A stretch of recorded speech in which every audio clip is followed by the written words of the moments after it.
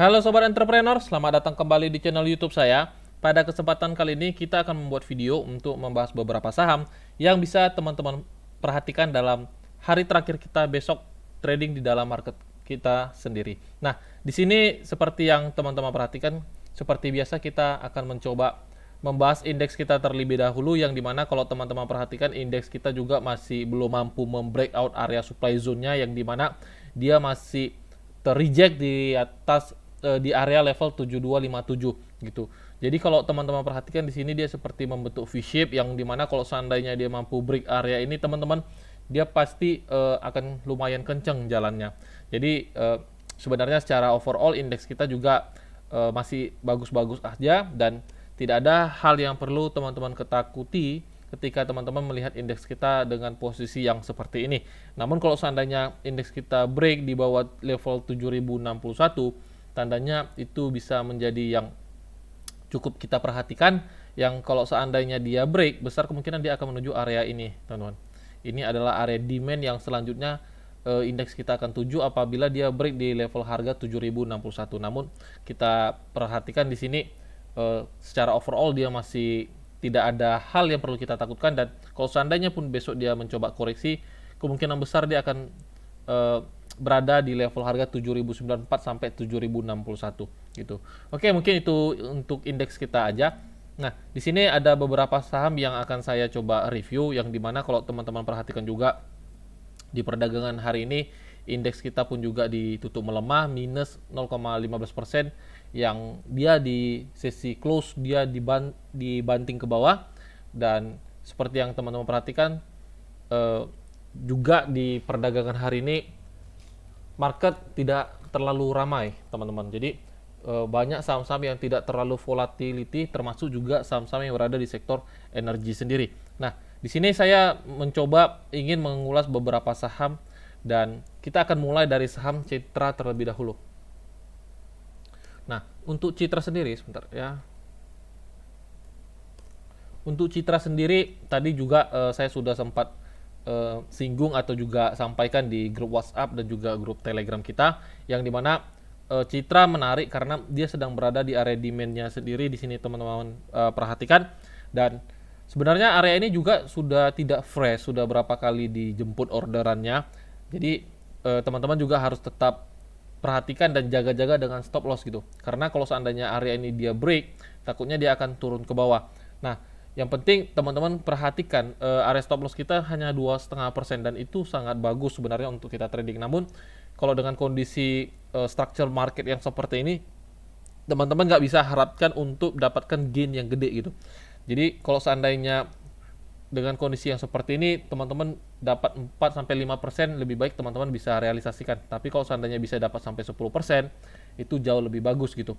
Yang penting teman-teman tahu batasannya aja, karena kalau teman-teman trading di saham yang seperti ini teman-teman nggak tahu batasannya, itu sangat berisiko gitu. Oke, itu untuk Citra. Selanjutnya ada saham Antam. Nah, untuk Antam sendiri sebenarnya kita sudah entry dari area atas, namun saya coba adjust forecastingnya kembali, yang dimana saya ubah roadmapnya dan saya tandakan ini adalah area demand kita, yang dimana di sini dia kembali lagi memasuki area demandnya. Jadi untuk Antam sendiri kita adjust seperti ini, teman-teman. Sebentar ya. Oke. Sebentar saya lihat time frame H4-nya terlebih dahulu. Nah, sorry, untuk Antam sendiri kita buat seperti ini aja. Nah, jadi untuk Antam sendiri kalau teman-teman perhatikan ini adalah area demand dan dia memasuki area demand-nya. Jadi kalau seandainya teman-teman sudah entry dari area atas dan ingin coba buyback atau average down saham Antam ini, average down saham Antam ini, teman-teman bisa lakukan karena dia sedang berada di area demand-nya. Yang penting ingat, kalau seandainya saham ini break dan close di level harga 2290, saya ingin sampaikan kepada teman-teman, apapun yang terjadi, berapa besar risiko yang teman-teman hadapi di portfolio teman-teman, lebih baik lakukan pembatasan risiko terlebih dahulu. Karena kalau seandainya dia break di bawah 2310 ini dan close di 2290, tandanya dia membuat new low baru, dan besar kemungkinan dia akan mencoba turun ke bawah, teman-teman, gitu. Oke, jadi untuk Antam selagi dia berada di area demand-nya, teman-teman bisa manfaatkan untuk entry atau buyback kembali saham Antam ini. Nah, selanjutnya ada saham Inco. Untuk Inco sendiri tadi saya sudah beri informasi di grup bahwasanya siap-siap coba cut loss. Namun saham ini kalau teman-teman perhatikan, kalau kita lihat dari daily, sudah beberapa kali dia mencoba eh, keluar dari area demand kita, namun di reject terus teman-teman. Dia di reject terus dan di sini seperti ada buyer yang terus standby untuk membeli saham Inco ini sendiri. Nah, kita akan coba ubah forecastnya. Kita coba turun time frame ke H4 yang dimana itu bisa teman-teman lakukan ketika strukturnya terbentuk yang baru, teman-teman. Ketika teman-teman lihat strukturnya terbentuk yang baru. Jadi untuk Inco sendiri, kalau teman-teman perhatikan, dia secara strukturnya itu dia di sini seperti membentuk base, teman-teman. Dia di sini seperti membentuk base. Sebentar ya, kita tandakan seperti ini. Yang dimana ini adalah area supply-nya sebenarnya. Ini adalah sebenarnya area supply-nya yang dimana kita akan lihat kemana harganya akan membreak, teman-teman. Jadi teman-teman perhatikan aja kemana harganya akan membreak. Kalau seandainya dia break di atas 7.700 ini, kalau dia break di atas 7.700 ini, itu bisa menjadi suatu hal yang bagus untuk pergerakan harga Inco ke depannya gitu. Namun kalau seandainya dia break ke bawah, itu tandanya harganya akan lanjut turun, teman-teman. Jadi pastikan juga teman-teman tahu adjustment forecasting ketika teman-teman trading gitu. Jadi ketika kita menganalisa saham dengan kondisi technical analysis, itu bukan menjadi suatu kesalahan ketika teman-teman adjust kembali forecastnya. Yang penting teman-teman adjustnya itu sebaik mungkin. Jangan sampai teman-teman itu ketika teman-teman minus ya kan, saya tuh adjustnya itu dengan harapan teman-teman, tidak seperti itu. Nah, saya pribadi jujur saya punya saham Inco ini sendiri dan saya juga saya berada di harga 7.600 harga saya. Karena tadi pas dia breakdown ke bawah di harga 75 di 7.500 saya buyback kembali saham ini gitu. Jadi untuk Inco sendiri teman-teman perhatikan di sini dia sedang membentuk base. Tinggal teman-teman lihat dia akan break di bawah 7.400 atau break di atas 7.700. Kalau seandainya dia break di bawah 7.400, berarti harganya akan lanjut turun dan lebih baik teman-teman lakukan pembatasan risiko. Namun kalau seandainya dia break di atas 7.700, maka harganya akan lanjut jalan, teman-teman. Jadi untuk Inco sendiri saya membuat adjustment forecastingnya, yaitu area stop lossnya cukup di bawah 7.400. Kalau seandainya dia break di 7.375, ya lebih baik teman-teman keluar dulu untuk saham Inco ini gitu. Oke, itu untuk Inco. Selanjutnya kita akan membahas saham Saratoga. Nah, untuk Saratoga, teman-teman perhatikan kita sudah pernah rekomendasi sahamnya di harga bawah ini, dan waktu dia break di sini saya udah sempat jual waktu dia mendekati area ini, teman-teman. Dia mendekati area resistennya dan dia ternyata break ke atas gitu. Namun tadi waktu di level harga 3.400 saya entry lagi itu. Saya entry lagi di saham Saratoga dan sekarang saya sedang floating loss. Kita akan coba forecast juga saham ini, dan kebetulan ada dari teman-teman kita yang ada di grup WhatsApp juga ingin saya bantu requestkan adjust ke depannya saham Saratoga ini seperti apa gitu. Saham Saratoga ini seperti apa? Kalau teman-teman perhatikan di sini dia membentuk base yang dimana kita tandakan areanya seperti ini. Ini adalah base yang dia buat, teman-teman. Ini adalah base yang dia buat atau bisa dikatakan sebagai area akumulasi gitu. Dan ketika dia break, tandanya standby buyernya itu memenangkan suatu pertarungan di sini. Yang dimana juga di sini dia mencoba retrace ke bawah. Kita hapus ini areanya, kita hapus dulu. Nah, dia mencoba retrace. Kalau teman-teman tarik Fibo-nya di sini seperti ini. Nah, di sini ada area yang bisa teman-teman manfaatkan gitu kalau seandainya teman-teman ingin coba entry kembali di saham Saratoga sendiri. Nah, saya pribadi saya masih ada di harga 3.400, saya entry kembali kemarin, dan di sini kalau seandainya dia memasuki area 3.200 ini, saya akan entry kembali untuk saham Saratoga ini, saya akan buyback kembali sahamnya.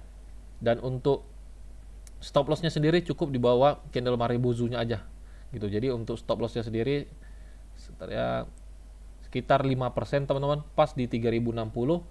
Nah, untuk TP-nya teman-teman bisa letak setidaknya di sini. Ini adalah area supply zone-nya di level harga 3700. Ini terlihat jelas di sini 3670 adalah area TP. Kalau seandainya teman-teman bisa sabar menunggu untuk swingnya, teman-teman bisa letak langsung di high-nya nih di 3900 deh di sini gitu. Jadi sebenarnya untuk Saratoga sendiri sebenarnya secara structure market juga masih menarik, teman-teman.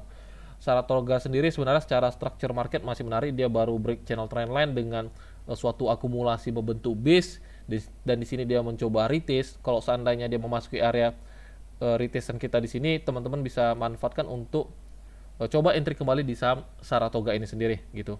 Oke, mungkin itu untuk Saratoga. Selanjutnya kita akan membahas saham BBNI. Nah, untuk BBNI sendiri seperti yang teman-teman perhatikan, saya sudah forecast saham ini sendiri. Jadi untuk BBNI sendiri dari jauh hari kemarin kita juga sudah forecast bahwasanya area entry BBNI ada di level harga 8550 sampai 8450. Jadi kalau seandainya dia memasuki area ini, teman-teman masih bisa pertimbangkan untuk entry di saham BBNI ini sendiri. Untuk stop lossnya teman-teman perhatikan ada di level harga 8350. Sebentar ya, terlalu jauh. Nah, kita ubah time frame H4 daily ya. Nah, untuk stop lossnya sendiri teman-teman perhatikan di sini. Stop loss kita ada di level harga 8375 dan hanya sebesar 2% untuk stop loss kita sendiri. Kalau untuk TP-nya, kalau seandainya teman-teman ingin coba swing, teman-teman bisa letak setidaknya di level harga 9275 di area high-nya ini, teman-teman. Gitu. Oke, mungkin itu untuk BBNI, teman-teman perhatikan area demand kita. Selanjutnya saham terakhir yang ingin saya bahas adalah saham ABMM. Nah, untuk ABMM sendiri seperti yang teman-teman perhatikan di sini secara strong momentumnya itu dia sangat terlihat jelas uptrend. Di sini dia konsisten dan dia membuat high-nya itu berada di level harga ini. Dia membuat high berada di level harga 3660 dan di sini dia mencoba koreksi yang dimana dia akan membuat secondary trend-nya. Jadi sebenarnya seperti yang saya sudah analisa sebelumnya, selagi dia berada di atas level harga 2330 sebenarnya saham ini masih berpotensi untuk menguat ke atas.